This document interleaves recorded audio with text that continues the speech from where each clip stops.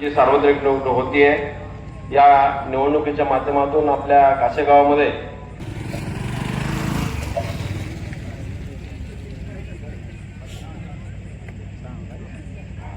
त्या सभेच्या माध्यमातून उपस्थित आपल्या राज्याचे प्रमुख पाहुणे आताच मार्गदर्शन करून आपल्या पुढच्या सभेसाठी गेलेले भूषणसिंह होळकर, अहिल्या देवी होळकरांचे वंशज, तसेच दुसरे वक्ते आमचे श्रीमंत कोकाटे सर, आपल्या या भागाचे ज्येष्ठ नेते आणि आमचे आधारस्तंभ वसंतनाना देशमुख, या गावचे सरपंच शिवाजी भोसले राजे, उपसरपंच संग्राम देशमुख, शिवाजी पडळकर, हंसराज देशमुख, ग्रामपंचायत सदस्य संजय वाघमारे, अच्युतराव डोईफुडे, दीपक जाधव, रणजित जाधव, प्रकाश रुपनर, औदुंबर निकम, परमेश्वर जाधव, माजी सरपंच प्रमोद देशमुख, ग्रामपंचायत सदस्य, विकास सोसायटीचे चेअरमन, व्हाईस चेअरमन, संचालक मारुती आबा मोठे, माजी सरपंच तनाळी,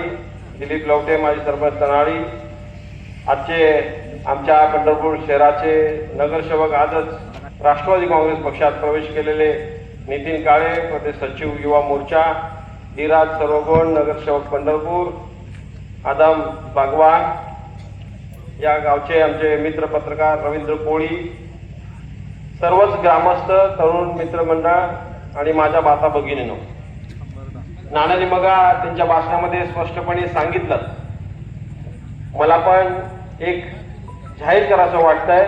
मी मंगळवेढ्यामध्ये सांगितलंच आहे त्या दिवशी, आज आपल्या गावामध्ये सांगतोय. नानागट त्या दिवशी आमचे जावळे साहेब म्हणत होते हे नानागटाचे ते विसरले. मी सुद्धा नाना गटाचाच माणूस आहे, एवढं लक्षात ठेवा.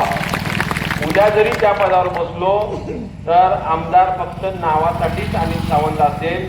जे काय असतील ते आमचे नेते आदरणीय वसंत नानाच असतील. एवढं या देवीच्या समोर उभा राहून आपल्याला सांगतोय, विश्वास ठेवा. नानांनीच मला सांगितलं माळकरी खोटं बोलणार नाही. या बाबतीमध्ये काही शंका घेण्याचं कुठल्याही माणसानं शंका मनामध्ये ठेवू नये.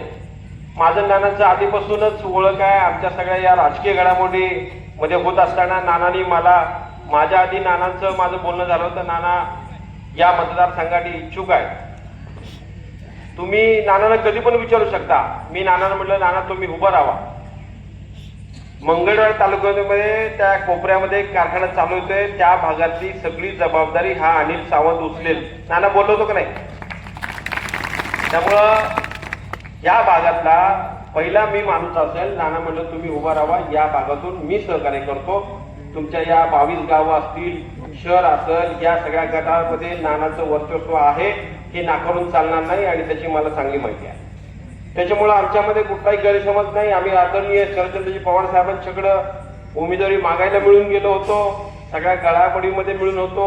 मुंबईमध्ये आम्ही एकत्र होतो, राहिला दिवसभर गप्पा मारायचो, काय चाललंय बघायचो.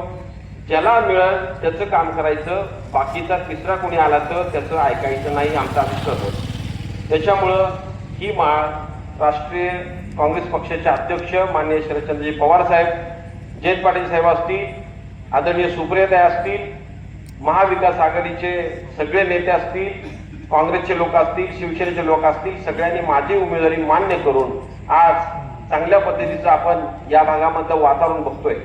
मित्रांनो, आज दुपारी पंढरपूरला चांगल्या पद्धतीची सभा झाली. आपण बरीच लोक आला असाल. त्यामध्ये आपल्या काय सहकार्याने जी अफवा सोडली होती किंवा जे काहीतरी चुकीच्या बातम्या पसरवण्याचं काम सुरू केलं होतं, त्या बाबतीत त्यांचा गैरसमज बऱ्यापैकी दूर झाला असेल. मित्रांनो, एवढं या सामान्य कार्यकर्ता, तुमच्यातलाच एक सामान्य कार्यकर्ता या पदापर्यंत पोहोचतोय आणि एवढी प्रसिद्धी त्याला मिळते हे विसरून चालणार नाही. ह्याचं फक्त कारण आदरणीय शरदचंद्रजी पवार साहेब आहेत. नाही अनिल सावंत म्हणून एक काही नाही आहे. राष्ट्रवादी काँग्रेस पक्ष आणि त्याच्या पाठीमागं असलेला ताकद हे शरदचंद्रजी पवार साहेब आहेत. त्याच्यामुळेच आज आपण या पदापर्यंत आणि एवढा मोठा प्रतिसाद या 22 गावांमध्ये आणि या मंगळवेढा आणि पंढरपूर शहरामधून मिळतोय, ते विसरून चालणार नाही. ही निवडणूक आपल्या संसाराशी निगडीत निवडणूक आहे. विचार करण्याची गरज आहे.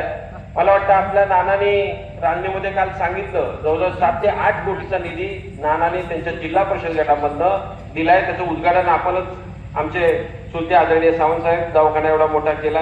जिल्हा परिषदच्या कामामधनं दवाखाना, गुराचा दवाखाना असेल, आरोग्य विभागाचा दवाखाना असेल, बाकीचे निधी, रस्ते, रोड, लाईट, जे जे निधी मिळेल ते नानाने टाकलेलं आहे. आणि त्याचे सुद्धा उद्घाटन आपल्या भाजपचे विद्यमान आमदार त्यांच्या नावाखाली बोर्डमध्ये त्यांचं नाव टाकून दिलं.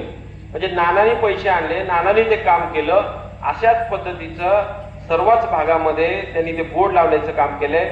विकास फक्त हा कागदावरती आणि कोणाचा झाला हे लहान लेकराला सुद्धा आपल्या या भागामधलं माहिती आहे. पंढरपूर आणि मंगळवेढ्याचा जाताना जो आपला रस्ता केलाय, त्या रस्त्यावरती तुम्ही बरेच जर गेला असाल, तो क्वालिटी असेल त्याच्याबद्दल त्या रस्त्यावरती जाताना जो अनुभव आपल्याला येतोय, तशाच पद्धतीचा अनुभव या मतदारसंघामध्ये पाहायला मिळतोय. मित्रांनो, त्याच्यावरती अधिक वेळ न घालवता त्या उमेदवारांनी काय केलं, या उमेदवारांनी काय केलं हे अधिक न बघता येणारा काळ हा परिवर्तनाचा आहे. आपल्या या विभागाचा, आपल्या या मतदारसंघाचा एक माणूस महाविकास आघाडीचं सरकार येणार आहे. या सरकारामध्ये आपल्या हक्काचा माणूस असायला पाहिजे. म्हणून तुम्ही मला निवडून द्या. या निवडून दिल्यानंतर कुठलंही काम राहणार नाही, कुठलंही अधुरं काम राहणार नाही. सर्वसामान्य माणूस म्हणून या जनतेसाठी काम करेल. आणि तुम्हाला जर काही सांगायची गरज नाही, नाना जे सांगतील त्याच्यावरती सही होणार. लेटर पॅड असेल, ते आमदारकीचं जे काय पुढचं काम असेल ते नानांच्या घरनंच चालेल, त्याच्यामध्ये शंका बाळगू नका. मित्रांनो, मला आपल्या नदीकाठचा विषय मांडायचा आहे. सकाळी दुपारच्या सभेमध्ये पण मी मांडलाय. सोलापूरला पिण्याची पाईपलाईन आता अंतिम टप्प्यामध्ये आलेली आहे. ती काही दिवसामध्ये, काही कालावधीमध्ये पूर्ण होईल. काम केलं हे देखील विचार करण्याची गोष्ट आहे. मित्र, आज आपल्याला आपला नेता, एक तरुण तडफदार, एक आपल्याला आपल्या या पंढरपूर तरुणाचं हे आयडॉल आहे. आणि येणाऱ्या काळामध्ये तरुणाच्या हाताला काम मिळावं, तरुणा माझा असा हैरावैरव होऊ नये, अशा पद्धतीची त्यांच्या मनामध्ये एक संकल्पना होती. कारण ते उद्योजक आहेत, कारखानदार आहेत, अनेक शिक्षण संस्था आहेत. त्यांना राजकारणात करण्याची काय गरज होती? परंतु तुमच्यासारखा गोरगरिबाचा जो शेतकरी आहे, जे काय गोरगरीब महिला आहेत, या